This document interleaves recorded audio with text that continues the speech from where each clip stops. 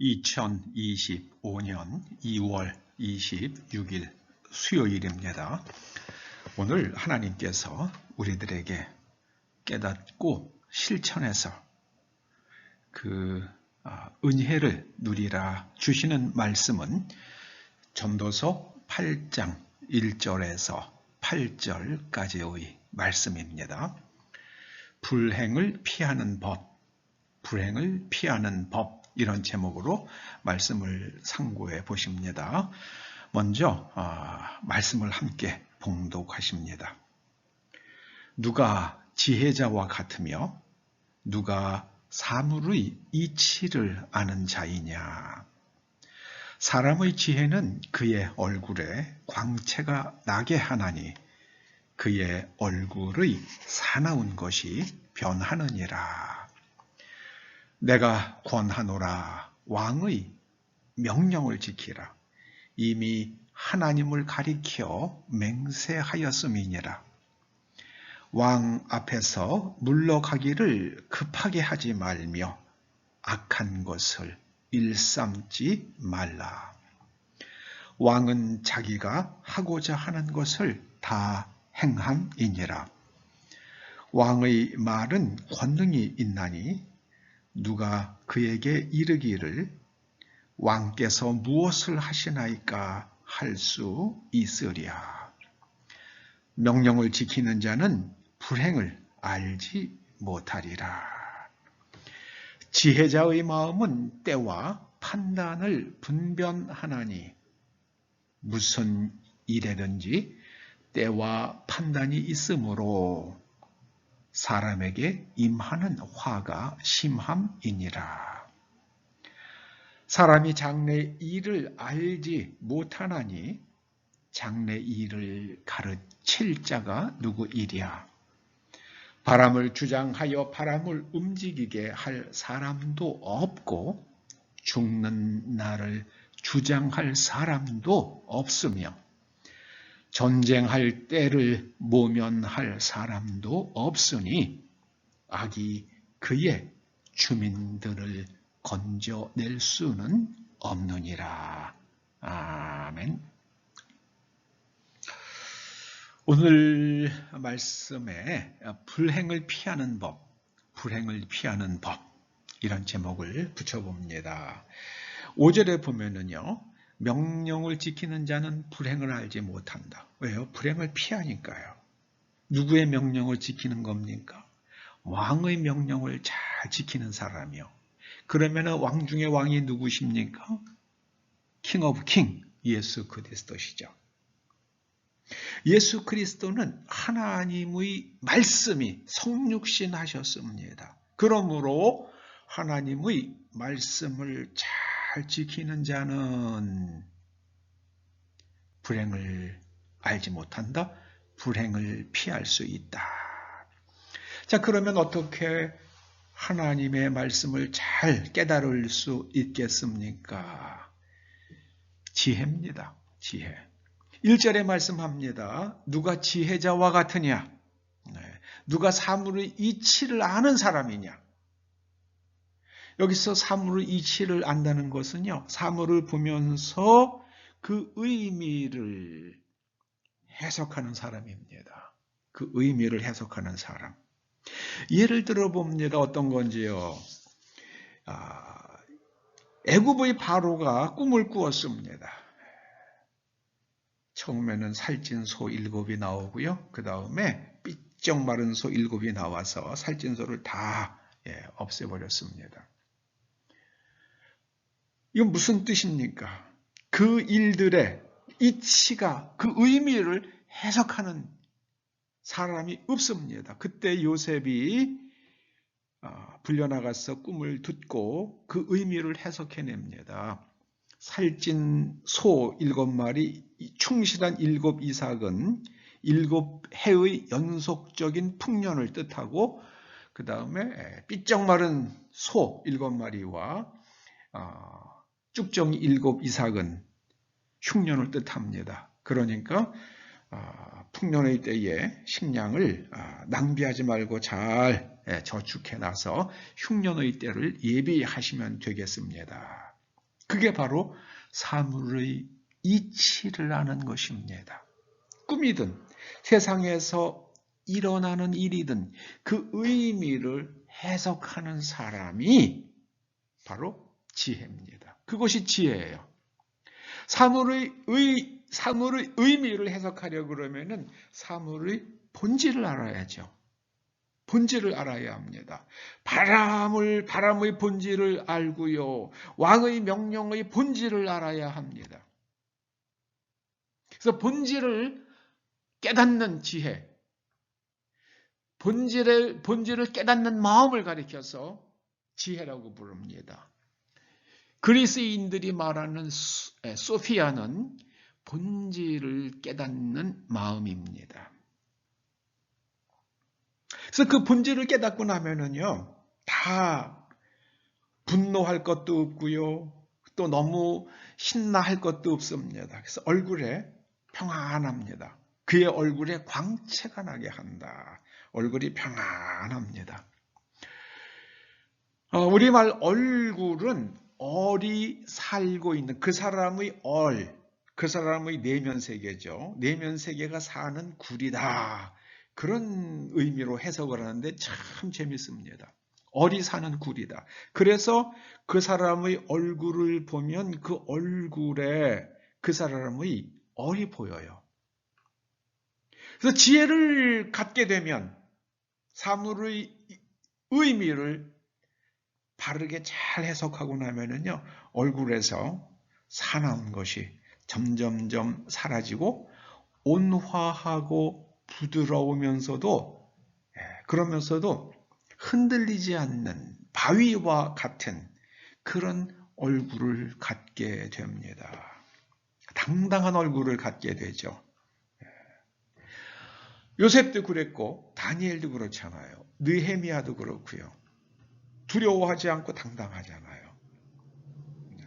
그러면서 임금 앞에서 3절입니다. 임금 앞에서 물러가기를 급하게 하지 말며 그리고 임금 앞에서 악한 일을 일삼지 말라.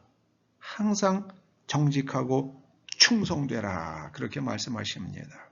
왜냐하면 왕은 자기가 하고 싶은 것을 다 하는 권력이 있기 때문입니다. 왕이 무엇인가 하려고 하는데요. 임금님, 지금 무슨 일을 하시는 겁니까? 이렇게 하다가는 왕에게 죽임을 당하죠. 그래서 임금의 명령을 잘 지키는 사람은 불행을 겪지 않는다. 불행을 피하게 된다. 이 말씀입니다. 우리는 모름지기 하나님의 말씀을 잘 지켜야만 합니다. 그것이 벌을 받기 때문이 아니라 그 하나님의 말씀을 지키는 것이 우리에게 정말 유익되고 즐겁고 마음에 평화를 주는 일이기 때문입니다. 하나님의 말씀대로 살면 후환이 없어요. 두려워할 게 없습니다. 그래서 사물의 본질을 잘 깨닫고 그리고 의미를 잘 해석하는 사람은 때와 판단을 분별합니다. 분별한다는 말의 의미는요, 서로 다른 점을 구분합니다. 하늘이 붉더라도 아침에 붉은 것과 저녁에 붉은 것이 의미가 다르죠. 저녁에 붉으면 그 다음날 날이 좋고요. 아침에 붉으면 날이 흐릴 수가 있습니다. 그래서 지혜자의 마음은 때, 타이밍, 지금이 어떤 때인가. 여러분, 지금은 박근혜 대통령의 때와 지금은 같지 않습니다. 박근혜 대통령 때는 미국이 중국에 가지 말라고 했는데도 불구하고 당시에 주중 대사였던 사람과 외무부 장관이 중국에 가서 천안문에 그 누에 올라서 중국과 좋은 관계를 맺으라고 부추겼습니다. 그리고 나서 박근혜 대통령은 세계 군사지정학 그 이치를 알지 못해서 결국은 그렇게 불행을 겪은 거죠. 지금 어떤 일입니까? 지금은 어떤 때입니까? 미국이 지금 치고 나오잖아요. 여러분, 이제 언론들이 휙휙 바뀔 겁니다. 언론들이 휙휙 바뀔 겁니다. 때를 알아야 돼요. 그리고 판단을 분별하라고 말씀하십니다. 판단으로 번역된 히브리 말이 미쉬파트인데 이 미쉬파트가 사법적 정의예요. 사법적으로 무엇이 옳은지 이거를 잘 분별해야만 합니다. 요즘에 헌법재판소에서 하는 그 이슈가 뭡니까? 대통령이 발령한 계엄령이 이게 계속 불법이라고 주장하는 거 아니에요. 근데 헌법에 대통령은 판단해서 계엄령을 발령할 수 있잖아요. 그런데 대통령이 잘못 발령했어요. 판단이 옳지 않았어요. 그래서 국회에서 결정을 해가지고 그 계엄령은 잘못됐으니 취소하기 바랍니다라고 필요한 수의 정족수를 맞춰가지고 계엄 해제를 요구하면 대통령은 그걸 해지해야만 합니다. 그런데 헌법이 허락하는 계엄 선포권에 따라서 계엄을 선포했고 국회가 결의하니까는 6시간 만에 취소했단 말이에요. 거기에 불법사항이 없잖아요. 대통령의 통치 행위는 사법적 판단의 대상이 아닌 것으로 저는 어릴 때 배웠어요. 헌법 배울 때. 그런데 그걸 가지고 내란죄라고 그러잖아요. 내란죄로 탄핵 결의를 하고 내란죄를 빼버렸어요. 이게 뭡니까? 이거는 말이 안 되는 거잖아요. 누군가가 물건을 훔쳤다고요. 절도죄로 고소하고 절도죄를 뺐어요. 그럼 남는 거 뭡니까?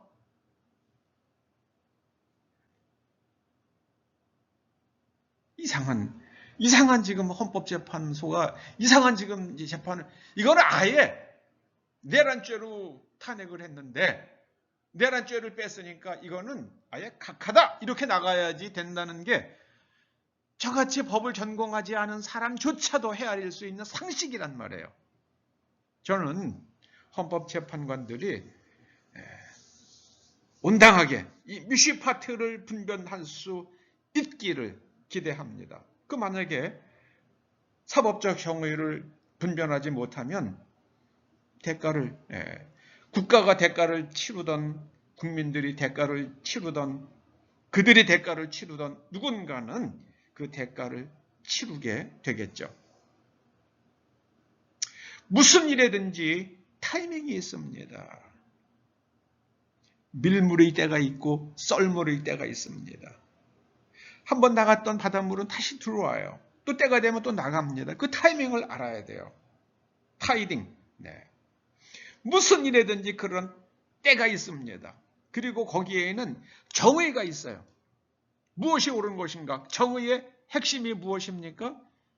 정당한 권리예요. 정당한 권한. 대통령이 계엄령을 선포한 게 대통령에게 부여된 권한인가 아닌가? 헌법이 부여하고 있잖아요. 장관들이 반대해도 대통령은 옳다고 판단하면 대통령은 선포할 수 있는 겁니다. 거기에 어디에도 장관들이 반대하면은 절대로 해서는 안 된다는 게 없잖아요. 대통령이 결정하면 하는 거죠. 그러니까는 국민들이 그런 권리, 그런 권한을 갖다가 부여하기 위해서 선거를 통해 가지고 뽑는 거 아닙니까? 그래서 그런 걸 권한을 헌법이 정해줬으면 하면 한 거죠. 그런데 국회의원들이 모여서 취소하십시오. 취소했잖아요. So what? 뭐가 잘못됐어요? 웃기잖아요.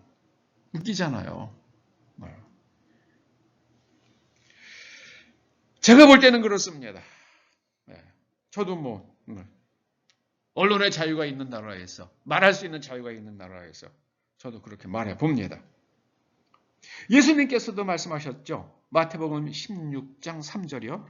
너희가 날씨는 분별할 줄 알면서 시대의 표적은 분별할 수 없느냐. 요셉은 기후 변화를 분별했습니다. 요셉은 경험을 가지고요. 그 기후 변화를 분별했습니다. 그리고 지금은 어떤 때입니까? 인간의 분별력이 아주 극도로 혼란스럽잖아요. 세상에 남자를 여자라고 그러고 여자를 남자라고 그러니 말이에요. 그리고 남자와 남자가 결혼을 한다고 그러니 이건 아니잖아요. 남자와 남자가 하려고 그러면은요, 그거는 뭐 동성 경제 공동체 이렇게 이름을 붙이든지 해야 될 거 아니에요. 거기다가 marriage라는 결혼이라는 단어를 쓰면 안 되죠. 결혼이라는 단어는 인류가 처음서부터 이 땅에 존재한 때로부터 남자와 여자의 결합에 대해서 결혼이라는 말을 썼잖아요. 그러면 남자와 남자의 결합, 그래 너희들 좋으면 좋은 대로 해. 그런데 그거는 결합이 아니라 동성 공동 공동체 아니면 동성 운명 공동체 뭐 그렇게 부르든지 뭐 해야 될 거 아니에요. 거기에 marriage라는 말을 쓰면은 그건 적합하지 않다고 봅니다. 뭐 취향대로 살라고 그래요. 네, 저는 뭐 그것까지 간섭하고 싶은 생각은 없습니다. 주님께서 말씀하셨어요. 때와 타이밍과 그리고 정당한 권리인지를 분별하라. 이 판단은요, 미슈파트는요, 정당한 권리인지 분별하라. 그런 뜻입니다. 그런 뜻입니다. 불행을 피하는 법, 그 핵심은요, 하나님의 말씀을 잘 깨닫고 지키고, 그것도 기계적으로 지키는 게 아니라 그 말씀의 깊은 뜻을 잘 깨닫고 그 본질을, 말씀의 본질을 잘 삶 속에서 구현하고, 그리고 모든 일에서 정당한 권리를 헤아리는 겁니다. 이거 내가 해도 되는지 안 해도 되는지. 내 것이 아니면 주인의 허락을 받아야죠. 내가 이것을 잠시 써도 되겠습니까? 허락을 받아야죠. 허락받지 않으면 남의 권리를 침해하는 것이죠. 여러분, 불행을 피하는 법은 오늘 하나님께서 두 가지로 말씀하십니다. 하나님의 말씀을 잘 깨닫고 그 말씀의 깊은 뜻을 삶 속에서 구현하라. 두 번째는 모든 일에는 타이밍이 있다. 타이밍을 잘 분별하라. 세 번째는요, 다른 사람의 정당한 권리를 잘 분별하라. 세 가지입니다. 하나님의 명령을 잘 깨닫고 지켜라. 타이밍을 잘 구분하라. 그리고 정당한 권리인지 잘 분별하라.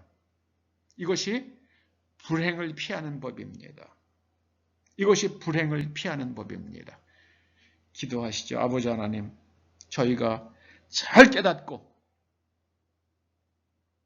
때와 판단을 분별해서 이 땅에서 불행을 알지 못하는 우리 각 사람과 우리 자녀들과 이 민족, 인류 되게 하여 주시옵소서.